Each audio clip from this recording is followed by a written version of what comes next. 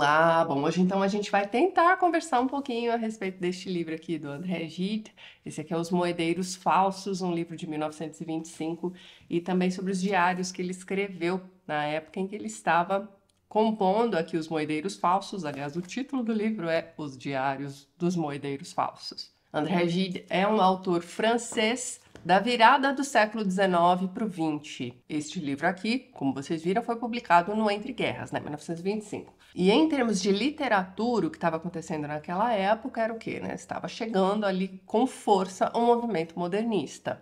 O André Gide era um cara meio avesso a esse movimento que estava se aproximando muito dele. Ele já tinha uma veia mais voltada para a literatura convencional que vinha sendo feita até então. Só que apesar desta relutância em se adaptar às modernidades, este aqui é um livro todo diferentão. Pelo menos para mim, na minha concepção, ele é um romance tradicional do ponto de vista de uma história que está sendo desenvolvida com começo, meio e fim, com personagens bem construídos, com ambientes bem detalhados. Este aqui é um livro dividido em 3 partes, então você tem primeiro Paris, depois você tem um intermezzo, né, que se passa em uma outra cidadezinha chamada Safé. Essa parte do livro tem cerca de 50 páginas e depois nós voltamos para Paris. Tá tudo bem definido, não é mesmo? Só que este livro, apesar disso, tem uma estrutura muito estranha.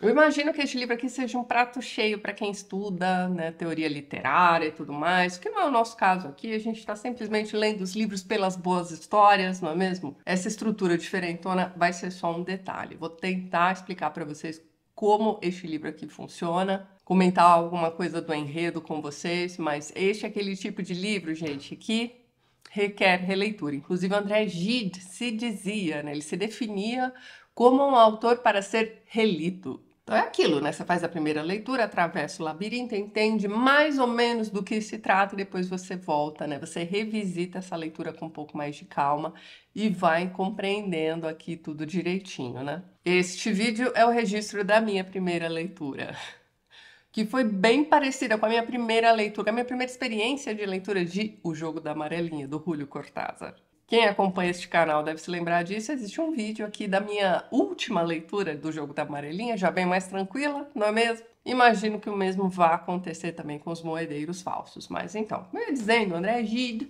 é um autor ali da virada do século. Ele nasce em 1865 e falece... 65 ou 69? 69, perdão. E ele falece em 1951. Ou seja, ele pegou toda aquela virada do século, toda aquela questão do decadentismo, toda a chegada do modernismo, pegou as grandes mudanças na Europa na virada do século também, pegou a Primeira Guerra Mundial, a Segunda Guerra, e foi se desenvolvendo sua literatura em meio a tudo isso. Ele começa a escrever bem jovenzinho, ainda no século XIX, ele era também crítico literário, um erudito de sua época, diga-se de passagem, e ele vai se desenvolver como romancista, vai se tornar um dos romancistas franceses mais importantes já no século XX. Este aqui é um de seus livros mais importantes, geralmente este é o livro mais lembrado, principalmente aqui no Brasil, onde, acredito eu, se estiver errada, por favor me corrijam, poucos de seus livros foram traduzidos. Inclusive, hoje em dia, existe, sei lá, cerca de 4 livros dele, mais ou menos fáceis de encontrar por aí. Estes 2 são 2 deles. São livros traduzidos e publicados pela editora Estação Liberdade. Mas para você ter uma ideia, esta edição de Os Moedeiros Falsos saiu por aqui, essa aqui é a minha segunda edição, tá? Saiu em 2009.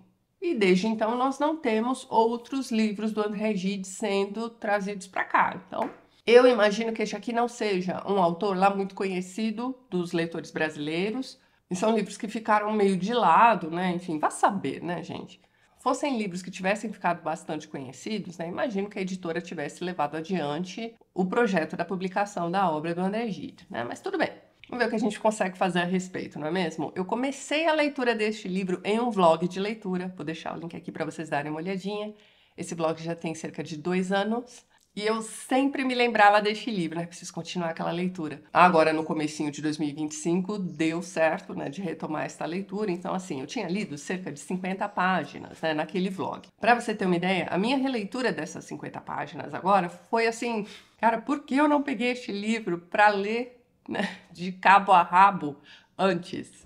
porque eu realmente fui fisgada aqui nessas primeiras páginas, né? E o interessante é que este livro aqui vai tomar um outro rumo, né? Você começa lendo sobre um determinado personagem e de repente você já tá lá lendo sobre outro assunto totalmente diferente, você descobre que é outro o personagem principal do livro, um personagem que só vai ser apresentado ali na frente, mesmo assim é um personagem meio, né, conforme a leitura vai correndo, você vai construindo este personagem, e ele é um romancista. E este romancista está escrevendo um livro cujo título será Os Moedeiros Falsos. Então, não é que ao término desta leitura você tenha lido Os Moedeiros Falsos, que está sendo produzido aqui, né? O livro dentro do livro. Não, não é isso. Calma, daqui a pouco eu volto aqui para tentar explicar como é que funciona este livro. Vamos voltar para a biografia do autor, que é muito interessante. Ele nasceu e morreu em Paris, mas nesse meio tempo ele viajou muito. Ele inclusive esteve aqui no Brasil nos anos 20. Ficou encantado com o Rio de Janeiro, aquela coisa toda. Pois então. Outra dessas viagens interessantes que ele fez também, agora já na década de 30, foi a União Soviética. Porque, para variar, André Gide também foi comunista. Só que existe uma peculiaridade a respeito deste autor aqui. Ele foi à União Soviética esperando por algo e viu que o que acontecia lá era totalmente oposto ao que ele esperava ver, ao que foi dito a ele que ele veria, veja bem. Não só isso, ele volta e escreve um livro, um texto longo, que depois será publicado em formato de livro, chamado O Retorno da União Soviética. O retorno significa que ele conseguiu voltar de lá, o que já foi um feito, não é? Bem, esta frase aqui está na sinopse da editora do livro, vocês estão vendo na capinha aqui ao lado, olha só. Por trás de um aparente entusiasmo coletivo, então era isso que ele estava esperando encontrar por lá. O que foi que ele encontrou?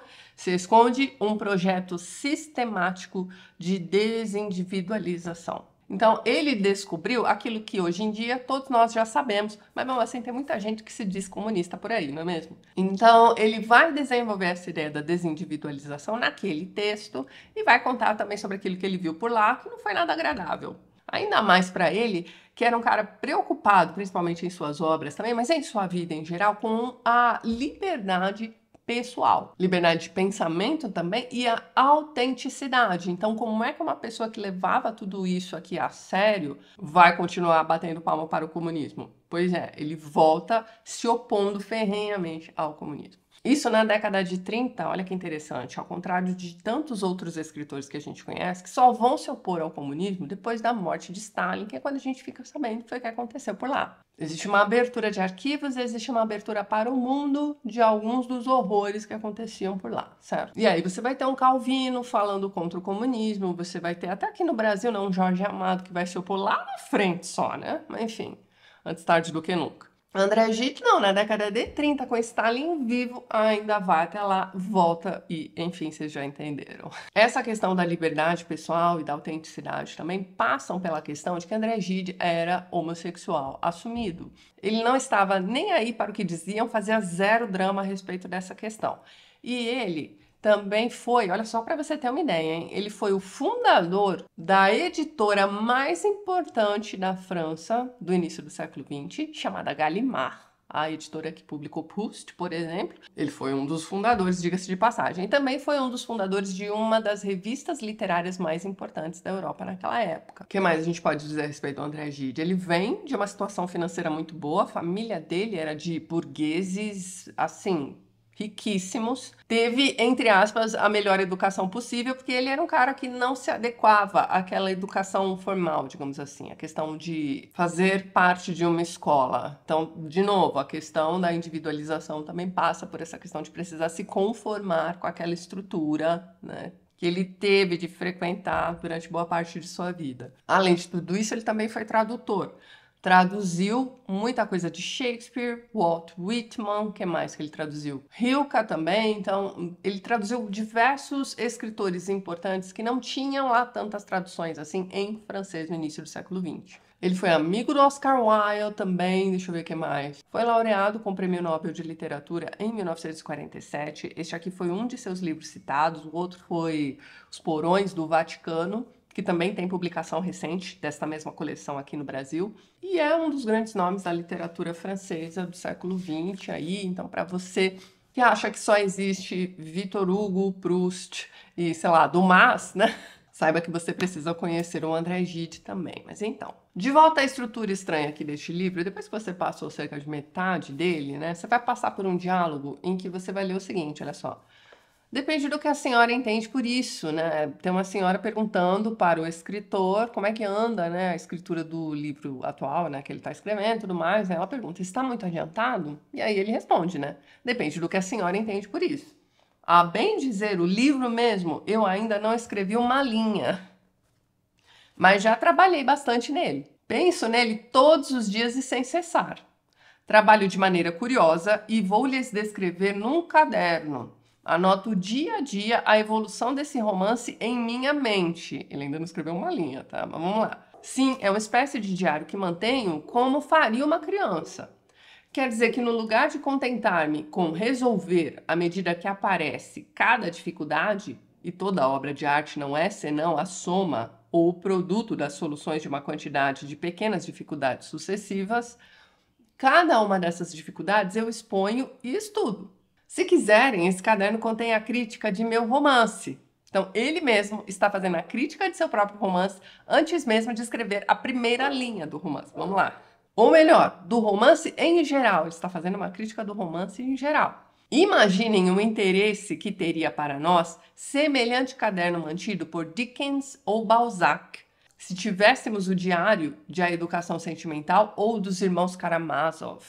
A história da obra, de sua gestação, seria arrebatador, mais interessante do que a própria obra. Só lembrando que este escritor já tem até o título para o livro, que seria, então, Os Moedeiros Falsos. Então, quando você chega aqui, você fica assim, Então quer dizer que eu já li metade do livro, mas o escritor mesmo ainda não escreveu nenhuma linha. Olha lá.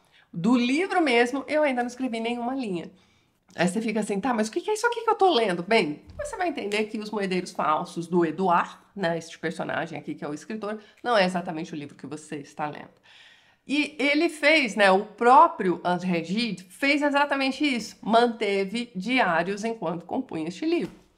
Aqui neste diário, o que nós vamos ter é o registro realmente dos dias em que ele estava escrevendo este livro, compondo este livro e tudo mais, com apontamentos do mundo ao redor. Então, sei lá, ao redor da criação do livro. Então, se ele vai visitar um amigo, ele vai contar sobre essa visita, sobre as conversas que eles tiveram lá. Se ele tem um sonho interessante na noite anterior, ele vai contar aqui este sonho. Mas ele vai também contando as filigranas da formação deste livro. E enquanto ele faz isso, ele se lembra muito de um livro anterior seu chamado Os Porões do Vaticano. Então, em alguns momentos, ele está falando sobre alguns personagens que você fica assim, ué, mas esse cara não tá aqui nos Moedeiros Falsos. Será que ele trocou o nome desses personagens? Mas realmente, é um livro que vai ser, talvez, mais prazeroso de se ler ainda para quem já leu Os Porões do Vaticano. Ele vai falar de Lafcadio aqui bastante. Ele vai falar da questão do diabo aqui bastante. Que até é comentado aqui no livro, depois eu vou passar por esse trecho aqui com vocês também, né? Tô falando dos moedeiros falsos mesmo. Mas eu imagino que essa questão do diabo seja mais interessante ainda dentro dos Porões do Vaticano. Mas aqui nestes diários também... Gente, a diagramação desse diário, dá só uma olhada. Então, é uma leitura muito rapidinha, tá? Então, como texto de apoio aqui para os seus moedeiros falsos, saiba que essa aqui é uma leitura que você vai fazer em um dia, tá? Em uma sentada, aliás. É um livro que tem cerca de 130 páginas, mas nessa diagramação aí que eu acabei de mostrar para vocês. Tá dando para vocês lerem o livro daí, não é mesmo? Então, lá para o final deste livro, nós vamos ter ali recortes de jornais que vão ter, né, importância aí para a criação dos moedeiros falsos. Como, por exemplo, uma notícia a respeito de moedeiros falsos propriamente ditos, né? Então, jovens que estavam aí passando moedas falsas no comércio em geral. Então, olha só. Eis a maneira que eles procediam. As moedas falsas eram fabricadas na Espanha, né, eram moedas de ouro. Só que essas moedas falsas, elas tinham só uma camada de ouro. Por dentro, elas eram tipo um cristalzinho. As moedas falsas eram publicadas na Espanha, introduzidas na França e trazidas por 3 ex-presidiários. Aí tem os nomes deles aqui. Eram entregues aos intermediários e vendidas por estes à razão de 2,50 francos por moeda. Eram moedas de ouro, lembre-se disso. Aos jovens encarregados de sua disseminação. Aí, olha só. Estes eram boêmios, estudantes de segundo ano, jornalistas desempregados, artistas, romancistas e etc. Mas havia também, todo mundo sabia, tá, que eles estavam passando adiante moedas falsas. Mas havia também certo número de estudantes da Escola de Belas Artes. Vá vendo, olha lá, alguns filhos de funcionários públicos, o filho de um magistrado do interior e um empregado auxiliar do Ministério das Finanças. Estava todo mundo envolvido aí nessa questão das moedas falsas. Então ele lê isso aqui num jornal de 1906, guarda este recorte, tanto é que ele coloca aqui pra gente em seus diários. Ele fica com essa imagem na cabeça dessas pessoas tentando passar, e tem romancistas envolvidos aqui também, vocês viram, né? Pois então, ele fica com essa imagem de pessoas sérias, entre muitas aspas, estudantes, não sei o que lá, filhos de magistrado, passando essas moedas falsas adiante. E ele se pega criando aí meio que uma metáfora mesmo, né? Então, aquilo que eu transmito, né, aquilo que eu passo adiante, de certa forma é uma moeda falsa também, se eu sou esse tipo de pessoa que quer enganar o próximo ou que quer simplesmente manter a minha integridade, minha individualidade preservada, né, minha autenticidade preservada, e eu não sou obrigado a passar adiante, né, aquilo que é a minha essência. Então eu passo moedas falsas. É essa a ideia, é esta metáfora que ele vai usar aqui em Moedeiros Falsos, tá? Estes personagens aqui não são o que parecem.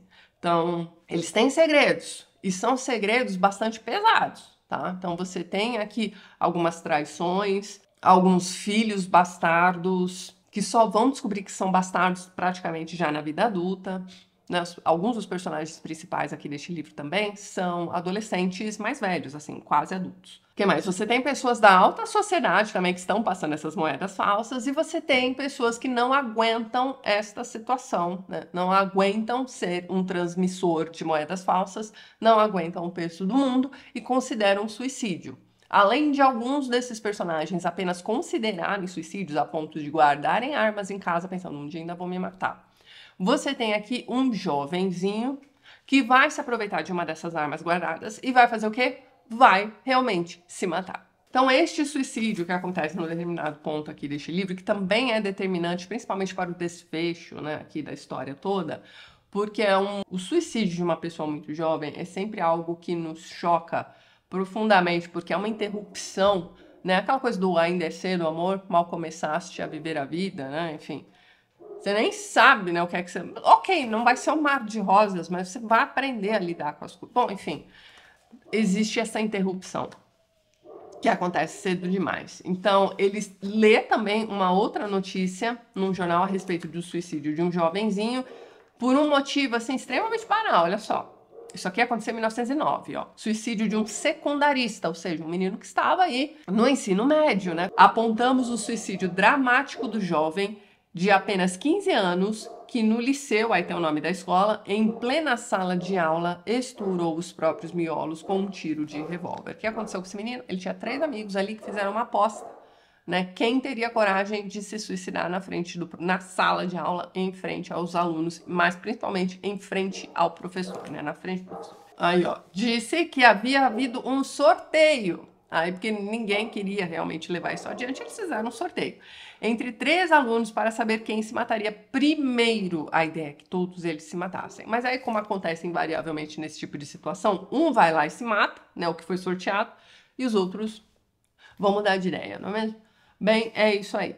Ele lê esta história, fica bastante chocado e ele vai utilizar, não exatamente essa questão do sorteio, mas este suicídio juvenil, ele vai colocar aqui neste livro também. Então é um livro que você vai lendo, aqui você vai lendo a construção dessa história toda e você vai vendo que existem momentos de leveza, você vai dar algumas risadas, né, pelo inusitado das coisas, né, das situações que ele vai te mostrando aqui, né, porque você vai acompanhando esses personagens, apesar de ser um livro relativamente curto, né, ele tem cerca de 400 páginas, você vai acompanhando esses personagens meio que em seu dia a dia. Então, você vai se acostumando com essas pessoas. São muitos personagens, mas eu não sei como é que ele faz isso. Ele expande de um jeito esses personagens, parece que você conhece todo mundo. Então, quando isso acontece, né, é um choque para eles e algo vai se modificar. Então, eu vou falar deste livro, gente, de um jeito assim, que eu não sei se é spoiler, sinceramente, tá?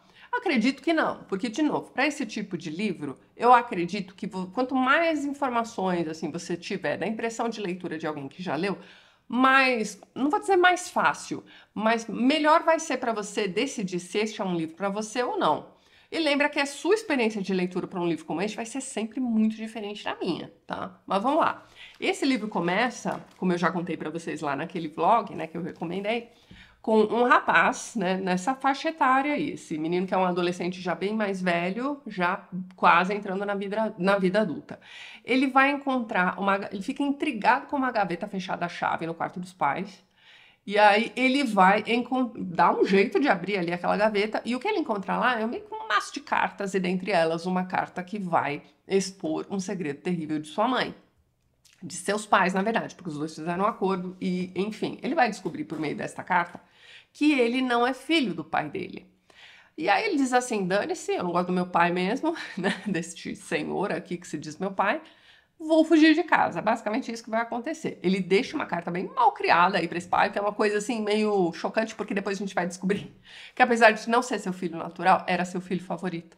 Então o pai, né, vai recebendo. Você tem todo esse momento novelão aqui, né? O pai chegando em casa, né? O mordomo dizendo, então, né? Fulaninho não volta mais, mas deixou uma carta lá pro senhor em cima da sua mesa. Aí ele vai lá, abre a carta, lê. A gente vai acompanhando todas essas cenas, né, de família, né? Como este pai vai receber esta notícia, como ele decide, né, passar essa notícia para ele. Ele primeiro pensa em criar uma história, né? Tipo, ele fugiu de casa. Não, mas ele precisa, né, ele chega à conclusão de que ele precisa contar o motivo. Não, o menino descobriu que ele não é meu filho. Então, ele espera a esposa chegar também, a esposa chega. Então, foi um momento de indiscrição na vida dessa senhora, né, aparentemente, né, a vida conjugal nem é tão ruim assim, você vê que é uma família estruturada, eles tiveram outros filhos depois. Mas houve este momento aí em que a mãe saiu de casa, teve este caso, a criança nasceu e foi criado como filho. Então, você tem esse momento e a partir daí a gente passa a acompanhar o Bernard. Esse é o Bernard. Ele vai procurar um amigo, né? Este amigo, coisa curiosa, né? Vive numa casa em que existe uma porta direta para o quarto dele de fora, né? Por dentro, a casa é toda trancada a chave por fora, né? Pelos corredores, né? Para que os filhos não saiam no meio da noite. Mas esse menino tem uma porta, né? Que dá para a rua, digamos assim. Só que o pai não sabe que ele tem as chaves dessa porta, mas ele tem. Então, quando o Bernard precisa de um lugar para ficar, vai procurar esse amigo. Esse amigo vai dizer, não, eu vou deixar a porta aberta e não faça barulho, você entra aí e dorme aqui. Detalhe, ele meio que divide este quarto com o irmãozinho também, mas tá tudo certo. Então então você vai acompanhando isso. Este amigo, ele tem um certo interesse, digamos assim, no Bernard, mas Bernard corta isso, aparentemente. E o que nós temos a partir daí é uma impressão de que nós estamos acompanhando o desenvolvimento da trama principal. E o personagem principal é este Bernard, esse menino que acabou de descobrir que é bastardo. Só que no dia seguinte vai chegar aí um tio jovem deste amigo dele, né, que é o Olivier. E eles vão buscar esse tio na rodoviária, aquela coisa toda, estação de trem, enfim, né? E aí chega o tio e aí percebe-se que existe um certo interesse também deste tio pelo sobrinho e vice-versa. Mas é tudo assim, sutil. Mas esta é uma das moedas falsas, né, que são entregues aqui, né? Existe essa tensão sexual, essa coisa que não vai ser desenvolvida também. Ou vai ser desenvolvida sempre nas entrelinhas, enfim. O Bernard mesmo apenas desconfia. Mas o que acontece? Esse tio meio que perde o ticket que permite que ele retire suas malas. E aí fica aquela confusão, ele não consegue pegar a mala e tal, mas o Bernard descobre esse ticket, meio que caído ali, não sei o que lá. E ao invés dele entregar para o tio do amigo, o que ele vai fazer? Ele vai usar esse ticket para retirar a mala do tio do cara, que é um professor também, que é o escritor dos Moedeiros Falsos, aquela coisa toda. Então ele pega aquela mala e assim, surpresa das surpresas, além de ter uns pertences X ali no meio, tem uma carteira cheia de dinheiro. Esse menino acabou de sair de casa sem um tostão furado. Na verdade, assim, ele tinha um dinheirinho ali que ele sai para comer ali um café da manhã, aí ele dá uma gorjeta aqui, dá o resto ali para mendigos, não sei o que lá, e ele acha que, né, o dinheiro vai cair do céu porque ele é especial, né? Como todo adolescente, não é mesmo? E meio que é isso que vai acontecer, mais ou menos, né? Porque afinal de contas ele está furtando, né? Ele está roubando a mala do tio do cara. por consequência, a carteira cheia de dinheiro dele também. Você vai lendo a partir daí, mas de repente, né, o que vai acontecer? Dentre os pertences aqui desse tio, existem os diários dele, que Bernard vai ler. Então, nós também vamos ler. Então, em alguns capítulos deste livro, a gente para tudo da trama aqui, do desenvolvimento dos personagens e tudo mais, para ler os diários deste professor, deste escritor também. E é assim que Bernard vai descobrir segredos terríveis, né, deste tio do rapaz. E também a questão da escritura do livro. Esse Bernard também vai ficar sabendo que o irmão mais velho do Olivier tem um caso com uma moça X que está grávida. Como é que ele fica sabendo disso? Através também dessas leituras clandestinas, digamos assim, que ele vai fazendo. Não só de diários que ele está lendo indevidamente, mas também leitura fria das pessoas que estão ali ao redor. O Bernard é um cara bem... como é que se diz? Bem esperto, bem inteligente, mas ele meio que não presta. Você vai vendo que ele rouba, ele engana, mas ele vai ter momentos em que ele vai tentar ajudar. E ele vai ter aquele momento de modificação que vai acontecer a partir daquele suicídio. Será que ele volta para a casa dos pais ou não? Daí você precisa ler o livro até o final. Essa solução está no parágrafo final deste livro. Mas então, quando o Bernard começa a ler os diários do Edouard, Edouard se torna o personagem principal deste livro. E daí pra frente você vai acompanhando este cara que é o titereiro. Ele é o Deus criando aquele livro, que ainda nem saiu do papel. A gente chegou à metade do livro e ele tava assim, não, eu tô só, né, só imaginando aqui, né? Mas não tinha escrito nenhuma linha ainda. Pois então. Então, a impressão que dá quando você começa a ler Os Moedeiros Falsos é que este livro começa numa linha reta e de repente ele vai se abrindo. Então vai abrindo aqui um montão de possibilidades. Novos personagens vão surgindo, novas tramas vão surgindo. O principal aqui, o principal assunto dessas pessoas são essas traições. Então, o Vincent, né, o Vincent, aqui o irmão mais velho do Olivier, tem realmente esse caso com uma mulher casada, vai engravidar, ele recebeu um dinheiro, é tudo jovenzinho, gente. Ele recebeu um dinheiro de presente de aniversário, ele resolve dar esse dinheiro para a moça, para que ela faça lá um aborto. Né? Isso não é dito, mas é meio que isso, né? A gente entende. Só que isso não vai acontecer, porque ele será convencido, né, a usar esse dinheiro para jogar, para ver se ele consegue multiplicar esse dinheiro. Só que é óbvio que ele vai perder tudo. Esse cara mais velho aí, que deu essa sugestão pro Vincent, vai dizer assim pra ele, não, beleza, eu vou te dar exatamente a quantia que você perdeu, você volta lá e joga de novo. Então você tem esse tipo de coisa se desenvolvendo, né? Essa história é um grande escândalo que precisa ser mantido em segredo, você tem Bernard sabendo de tudo isso. A própria história também é parecida, né? Então, Bernard também teve uma mãe que teve uma indiscrição e ele nasceu fruto desta indiscrição. Aliás, ele é filho de um poeta, ele vai descobrir. Mas será que ele volta para casa dos pais ou não? Lá no final do livro, enfim, fica aí a critério de quem vai atravessar aqui este livro até o final. Porque existe essa coisa de, e agora eu não sei quem sou, porque sou um bastardo, vou sair pelo mundo e não é bem isso não, tá? É meio que uma vingancinha pessoal dele para com a família. Você vai ter, inclusive, alguns outros personagens que também vão dar palpite a respeito, né, da vida desse Vincent. Eles vão contar a história de Vincent de outro ponto de vista. Então, de novo, começou em linha reta, abriram-se caminhos e de cada um desses caminhos vai abrindo também outros, né? Porque outras pessoas vão se intrometendo e a história vai ficando um pouco mais complexa. Além disso, nos diários lá do escritor, a gente percebe também que ele está criando um romance preocupado com a questão do romance. Então, ao longo desta leitura aqui, você também vai discutir, né, com o escritor aqui do livro, questões do fazer literário, né, como montar um livro, como estruturar uma história, o que é importante e o que não é. Mas tá, e como é que a questão dos moedeiros falsos entra especificamente aqui neste livro? Nós vamos ter uma conversa. Então, esse assunto vai ser introduzido pelo próprio Bernard. Ele vai encontrar uma dessas moedas falsas e vai levar para o Edouard. Alguém vai perguntar para o Bernard, né? Já lhe aconteceu ter nas mãos uma moeda falsa? Aí ele responde sim, mas tinha outras duas mulheres ali presentes na mesma conversa, né, que vão dizer que não. Aí o Eduardo continua, né? Pois bem, imaginem uma moeda de ouro de 10 francos que seja falsa. Ela só vale, na realidade, 2 tostões. Valerá 10 francos enquanto não reconhecerem que é falsa. Se, pois, eu partir desta ideia de que... E ele vai ser interrompido. Mas por que partir de uma ideia? interrompeu Bernard impaciente. Se você partisse de um fato bem exposto, a ideia viria a habitá-lo por si mesma. Estamos discutindo a questão da literatura aqui, ó. Se eu escrevesse Os Moedeiros Falsos, começaria por apresentar a moeda falsa, aquela moedinha de que nos falava há pouco, e que aqui está. Então ele tinha uma moeda falsa no bolso. Então, olha só, olha que interessante. Se eu escrevesse Os Moedeiros Falsos, começaria por apresentar a moeda falsa. O André Gide começa apresentando pra gente o Bernard, que é uma das moedas falsas aqui deste livro também. Bom, enfim, vamos lá. Ouçam como ela soa bem. Então ele pegou a moedinha falsa, né? Olha só, dizendo isso, pegou no bolso uma moedinha de 10 francos que atirou sobre a mesa. Quase o mesmo som das outras, né? Então ele deixa a moedinha cair na mesa, ela faz um barulhinho, e aí olha lá, quase o mesmo som das outras.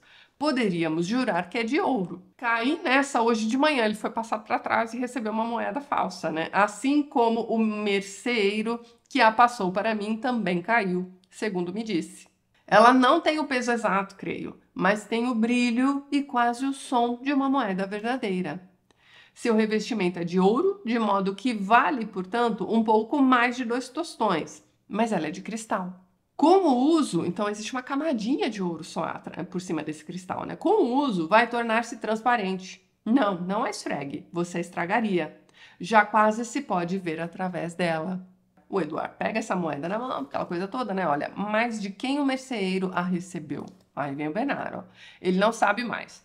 Acha que a tem na gaveta há vários dias. Divertia-se tentando passá-la para mim para ver se eu caía. Olha, eu ia aceitar, palavra, mas como ele é honesto, avisou-me.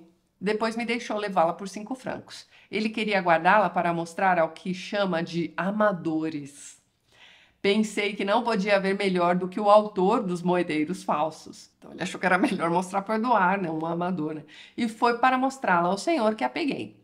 Mas agora que já examinou, devolva-me. Estou vendo que infelizmente a realidade não lhe interessa. Aí olha lá, se interessa, mas ela me perturba. E Bernard responde, é pena. Então você tem o próprio moedeiro falso do livro do André Gide dizendo para o escritor que está escrevendo moedeiros falsos que ele deveria levar em consideração a realidade, que a realidade deveria interessá-lo mais do que aquilo que é falso. Só que a resposta dele, olha só, sim, a realidade interessa, mas ela me perturba. Então, meus amigos, essas pessoas vão continuar passando moedas falsas aí à torta e à direita, certo? Literalmente ou não, não é mesmo? Gente, é um livro bem interessante, as discussões são interessantes e é um nozinho que você vai dando na cabeça, né? Quando você vê essas pessoas conversando sobre a gênese deste livro dentro deste livro e que este livro que está para ser escrito, que ainda está só no mundo das ideias ali do escritor, de repente pode ser este livro que nós estamos lendo ou não. Tem um momento aqui neste livro que é bem interessante também, que é quando você tem um personagem que decide que vai eventualmente se matar. Ele chega a encostar a arma na testa, mas acaba não conseguindo.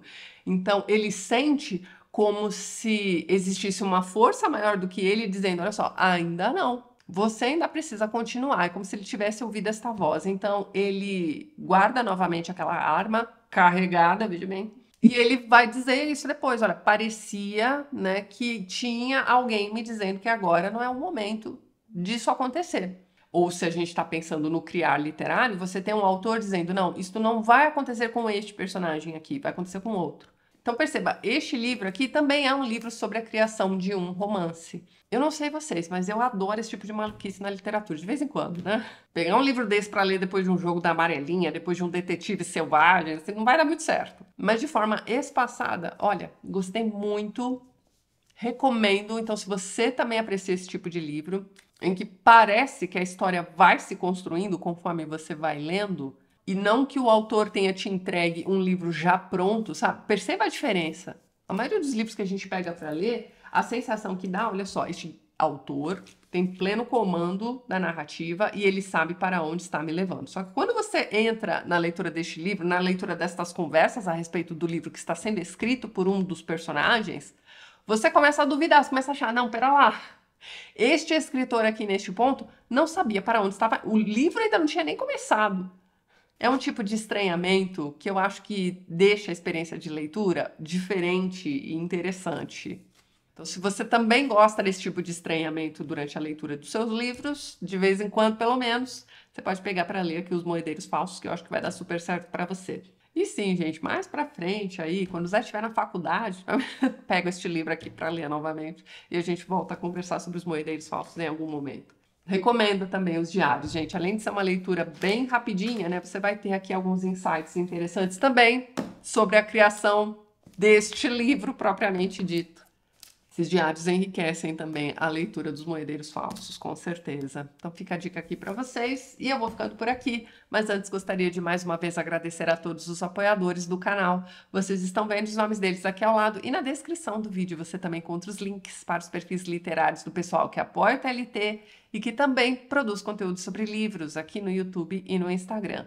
Caso você queira se tornar um apoiador do canal, já deixo aqui meu muito obrigada de coração.